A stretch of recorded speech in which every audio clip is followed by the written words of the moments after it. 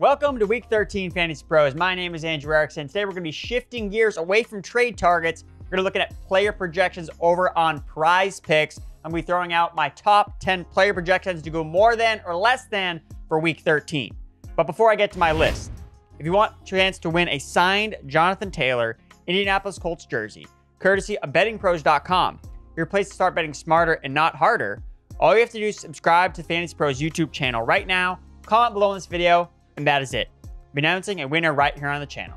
So make sure to turn on those notifications so you can be alerted when new episodes are up and to claim your prize. Now, let's get to my favorite picks for Week 13.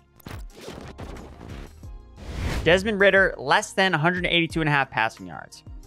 Here's a correlated prize picks for the Falcons that I absolutely love. Desmond Ridder, less than 182.5 passing yards. Fully expecting the Falcons, who are playing on the road against the Jets, to hide Ridder and unleash Bijan Robinson against New York. The Jets are a run funnel defense. They're facing the league's lowest pass play rate at 51%. Meanwhile, the Falcons want to run the ball no matter what. Last week, the Falcons posted a pass rate over expectation of negative 16%. Desmond Ridder attempted just 21 passes. Easy, less than call here on Desmond Ridder in the passing game for the Atlanta Falcons.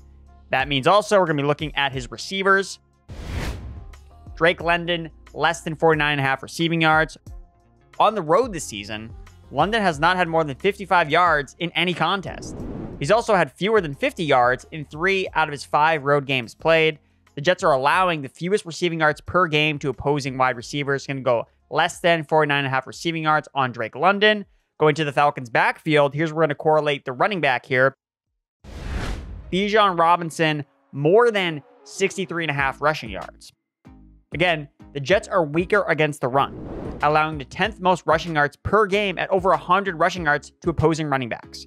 Bijan's usage has been on the upward trajectory in recent weeks, and he's gone over 90 rushing yards in back-to-back games. He will continue to roll against the run-fuddle Jets defense in Week 13. To tie a bow on the Falcons, let's go to their kicker.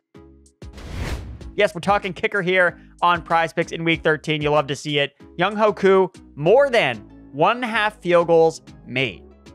Again, when you're looking at Younghoe Koo, I'm expecting this game to be low scoring between the Falcons and the Jets. That means field goals. The New York Jets rank last in field goals allowed per game at 3 this season. So I think that with a conservative play caller like Arthur Smith, just trying to protect himself from Desmond Ridder, I think we're going to see a lot of field goal attempts for Koo, and he's going to go over 1.5 field goals made. Shifting gears to another game that I absolutely love between the 49ers and Eagles, Brandon Ayuk, more than 60.5 receiving yards. This one is an absolute gimme for me. Ayuk made significant contributions with 50 receiving yards, including a 28-yard touchdown on just 4 targets on Thanksgiving. Ayuk's uber efficiency allows him to be a fantasy star, even when the volume is not coming his way. Behind CMC, though, he's by far the best fantasy asset on the 49ers. The schedule is juicy for him to have some epic spike weeks down the stretch, including this week against the Eagles.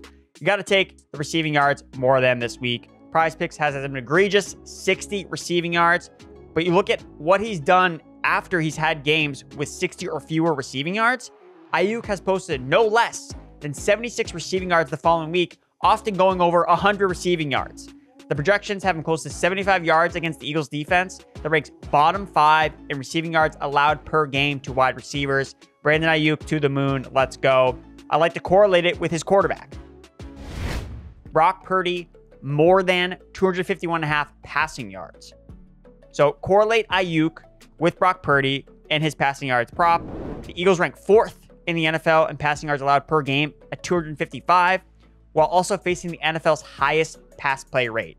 Extra time to prepare. The Eagles' overrated defense will have the 49ers aerial attack at full throttle with Purdy at the helm. Let's go Purdy. Let's go Ayuk.